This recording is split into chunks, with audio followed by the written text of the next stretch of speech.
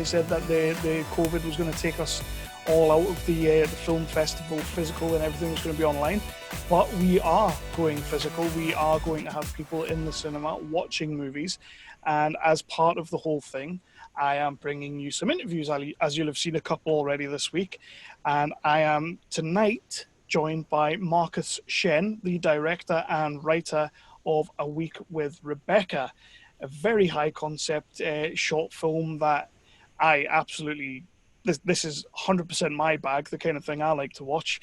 So Marcus is on the show to talk about that. How are you tonight, Marcus? I'm very good, thanks. Kevin, is that right? Yes, Kevin, yeah. Yeah, I never actually Yeah, introduced myself. That's not good interviewer technique, is it? fine. How are you doing? First of all, I like to start any sort of interview or anything like that with some of the creative guys we've been speaking to recently. The whole global situation we are in. How have you been keeping during this time, and has it had your creative juices flowing, shall we say? Right. I think I'm pretty good. I'm currently right now in Hong Kong, but I'm usually based in Paris. And so because of the situation, I think production has stopped. Physical production has stopped for a lot of guys. And so there was a project that we were supposed to do in France, and I think that's been put on hold for the moment. Yeah. And but I guess we're kind of lucky here that in Hong Kong we should be able to shoot in a few weeks' time. So there's another little project that I'd like to do with some people over here. Caught a little twinkle in your eye there. This is obviously a project you're excited about.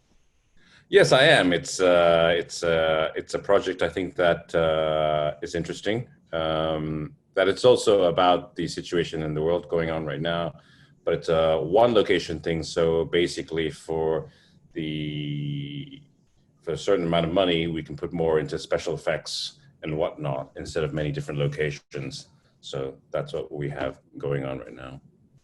I always love when someone like yourself, like a creative, a director, or a writer, slyly sort of mentions a project that they might have coming up, and you can clearly see that look in their eye of, oh, this is going to be a good one.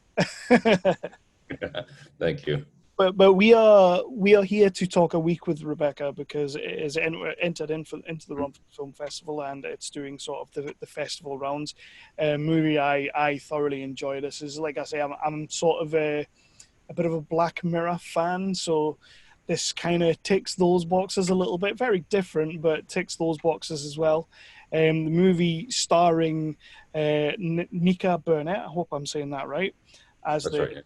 as the titular Rebecca, and Phil Cruz. And Nika is actually nominated for Best Actress at the festival for this movie. We really raved about her, and Best Cinematography as well for the film, because we'll get into that in a minute, but this looks gorgeous. But first of all, because I'm terrible at doing the blurb, why don't you help me out and tell people what A Week with Rebecca is about and sort of the theme?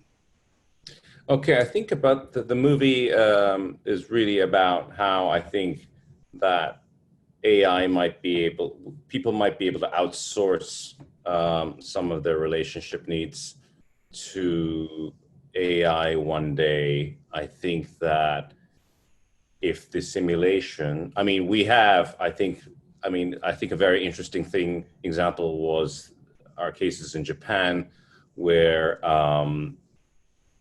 people become attached to some of their electronic devices that are marketed as companions to their users. And I thought to myself that if the simulation was good enough that we couldn't tell the difference, what would that mean for some of our relationships in the future? And I think that has something to do with the Turing test, was it? Where if you can't tell the difference between a simulation and a computer, it sort of reaches, its goal or mark. So that was one of the premises, and I has also wanted to, and I do see that happening in the future. I think there'll be a lot of resistance towards this sort of stuff by certain rights groups and whatnot. But I think that there will also be a demand, so there'll be a big debate about. There'll be a big debate about this subject, but I certainly think that that this there might be a demand for such functions or robots in the future, and it was certainly my goal to sort of design a robot that was a little bit more likable. I think in this case. Like I say, Nika Burnett is up for Best Actress for this. We raved about her when shortlisting things. We absolutely loved her in this movie. How exactly did you come across Nika? Was she somebody that you knew? Was she an actress you were aware of? And as well for Phil Cruz as well, was that somebody that you knew as well? How did you cast for the movie? Right. So we first started by identifying the lead actress first, Rebecca. So then the second stage was to find the male lead. But with Nika, so we had cast about over 100 people for this role.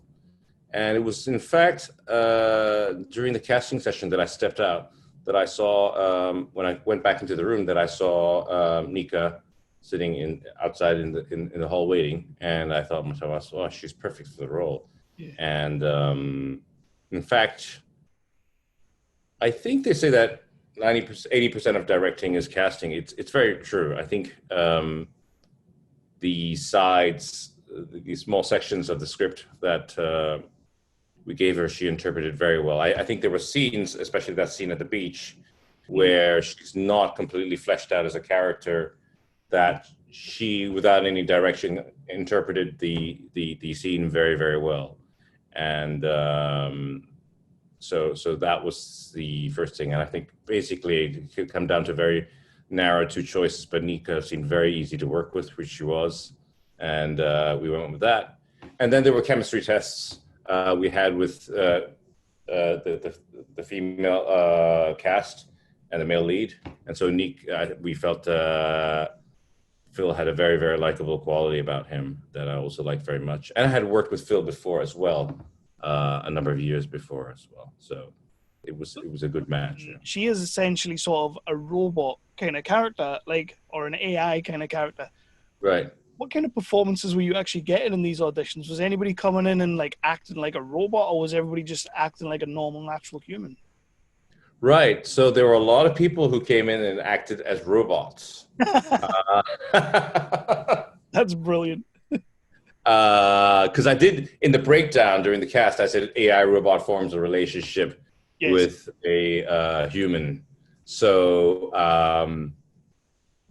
and a lot of times people would ask me for directions. And so, but I would always see, let's see what people bring to the table before any sort of direction is given. And so I would say 70% of people really did it's understandable. do the first thing. Sorry? It's very understandable that that's what they would do, but it's not really what you're going for, I guess. Not really. Yes, exactly. You're right. I mean, you hit the nail right on the head. I think that was a very difficult section of the script that we passed out to people for casting, and it was really just the scene at the beach, you know, and where they talk about. And so I think Nika did a brilliant job, especially when she comes into the house, which audiences will be able to see. Yeah, and so typically with a bit of direction, people got better. But again, we really felt Nika nailed it on the head. And a redundant question, I guess, but the relationship between the two characters is extremely pivotal in pushing the story and pushing the narrative. I know you said you had chemistry testing, but what was it about these two characters, these two actors, that just, the sparks just kind of fly, and it was it's these two, this is the match made in heaven? Yeah, I mean, we had a lot of very charismatic actors, especially after I was pretty sure I wanted to cast Nika. Yeah. And I had the other male talent come in to sort of do the chemistry reads with her, and I felt that I didn't want. I had wanted a male character that could hold his own at the same time, allow space for the female lead to also play her own evolution. So it was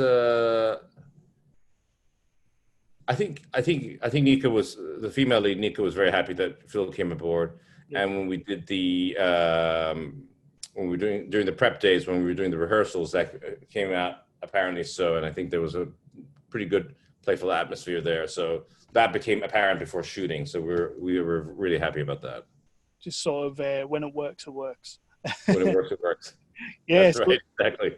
So there's one there's a couple of little scenes that I'm not going to get way too spoilery on because it could potentially be spoilers, but a couple of little scenes I just wanted to ask you about, and one of them was the directing choice and the sound choice more often, or lack of sound. Or Rebecca sort of comes out of the void. There's a very, very distinct lack of sound in that scene as the two characters first meet each other. Was this a total creative choice? It was just like, it needs to be like this, just silence. Yeah, I think we do have. I think that was a purposefully done thing. I think I had sort of emphasized the sound design in the lab. So we had really spent quite a lot of time. I had worked with two sound design teams, and so I had really emphasized to them that I had wanted very few beeps, but a few, but not too many. I think there are in total maybe 10 or 12 beeps in the whole movie of that particular sound. So that sort of robotic hum of the server sounds in the background. But right, yeah, I hadn't really thought about music. I mean, what inspired me very much was the Fifth Element scene when by Luc Besson, where the Fifth Element wakes up. And we had originally actually wanted a dome, but it was it was a little bit difficult to find a customized dome for that situation at that time. But the inspiration was there. And if you see that scene that was shot some time ago, there's a lot of music in that scene. But this one, I think it was a choice to sort of go silent and just let the facial expressions do the talking. Very much so, and I pull that up because they literally, without any dialogue, without any sound, it literally just sucks you straight into this new relationship that's about to form, and I loved it personally. I love when you get little moments like that in movies that really kind of A, surprise you, but B, you're in. You're in now.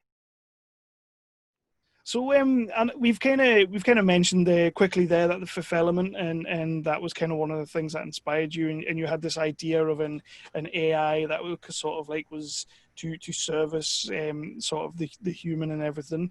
But what else sort of inspired this piece? I had originally wanted to do a movie about the point of view from the robot, okay, and I had wanted to do a point of view about a robot that was, well, actually, if we go before that, as a kid, there was a photographer who took pictures of performing artists just as a curtain fell. So there would be a moment of truth that the performing artists would reveal themselves, would sort of let their guards down and become very tired the moment the curtains dropped. And so I had originally thought about a robot character that was in service to humanity, but that was very unhappy on the inside, but always had to please others on the outside. And we could sort of see her or his point of view or real face the moment the human masters were not there. But I think I think that it was harder to do for that in the short. So I had felt that so the story, at least how we approached it, it was better to still tell the story from the point of view of the male character. I tried to split the two, but it was kind of hard to do just a POV of the female character. And so, but that was the inspiration to sort of do that. I think as well, if you kind of did that a little bit more, it sort of would. I mean, there's a little bit of a twist towards the end of it, as any good movie has, but it would kind of maybe spoil that twist a little bit, if you know what I mean. Again, I don't want to do spoilers. How many takes? And I know a lot of actresses are fantastic out there, and the video message. Again, I'm trying not to spoil anything. It's very, very intense. It's the tail end of the movie. It's very, very intense, and you find out a lot of information from Rebecca in that scene about things that she already knew that we didn't know she knew. What was that like to film? How was that shooting? Because it is a great scene that sort of goes really deeply into Nika and Rebecca. Right. So I think we did 3 takes in total. Oh, that's great. And she knew her lines straight on. Actually, even before that, there was an issue about the outfit, and I had really wanted a warm outfit. Yeah. I wanted everything to go well with all the warm furniture in that scene. And there was a lot of whirlwind around the outfit and all that. But finally, the costume designer came out and showed me that particular set, and I was like, yeah, that's it. So we'll go for that, and that was one of the things. Nika performed perfectly through all the takes. Yeah. The first time the camera was perhaps either too fast or too slow. I can't remember the push-in. Yeah. So that was one of those things. The second time she nailed it, and the third was just a safety take. Yeah. So we moved on from there. I mean, I was a bit worried, like I was like, did we get that perfectly? But it was fine. Yeah. It is one of those scenes that in any movie, when you come across scenes like that, it's got to be right. It has got to be right, and the delivery, the performance, the background, as you say, getting everything set design right. Just and quickly, your cinematographer is up for an award. Massive hats off, because this film looks gorgeous. It just looks great. So I'm going to end on. I'm going to start wrapping up, and I'm going to end on one last question. We kind of touched on it a little bit towards the start. How long, if ever, do you think it's going to be before we have a fully fledged Rebecca in our lives? Oh wow! I think maybe in 50 years or 40 years. Yeah. We'd have to solve the problem of the power. Well, yes, of course. So we'd have to solve the power. I mean, I wouldn't really want the robot to be plugged into the wall all the time. So that'd be one of the things. I need that person to sort of be able to run around and sort of have some independence for at least a few hours. And I think it's hard to say, because if you look at the Atari games 40, 50 years ago, oh, yes, we had the ping pong thing going back and forth, and now today we have really complex games. So I don't know. I would hazard a guess 50 years, maybe 50 years, or maybe earlier. I think it's close, because we seem to, like, shows in the movies and in the sci-fi shows that we watch and everything. Right. We're a culture and a society that seems to be obsessed with robots and becoming more and more real. And games, as you say, are coming more and more real. Like, it's unbelievable, some of the graphics you have in games nowadays. But I don't think it's far off. I think it would be a strange new world. A brave new world back then, yeah, for sure. Definitely. Sure. Before we go, just a quick little blurb about yourself, sort of where people can find you and your projects and what they can expect in the future from you. I think. Well, I'm building my own. I've sort of taken down my IMDb page to sort of redo it again, so that'll be out in a few weeks' time. I think there's a Week with the Rebecca page on Facebook, but that's also under development. There are if you Google my name, there'll be some stuff that I've done out there. I think we'll again, as mentioned in the beginning of the interview, I've been lucky enough to sort of be able to to be in Hong Kong right now where we can shoot, I think, in the next few weeks. So we'll have a new movie coming out. I don't know what the title is, but I expect to have the footage done and shot and the movie out before the end of this year. So maybe, we'll have something new to work with. Awesome. And from me, I'm going to say thank you very much for coming on and sitting and chatting with me. This has been great. Thank you, Kevin, very much for having me. It's always awesome to connect with creatives like yourselves, and especially when ones come along like a movie like A Week with Rebecca that really did tick a lot of my boxes. I'm a bit of a sci-fi nerd. Like I say, I like my Black Mirror, and we all love robots.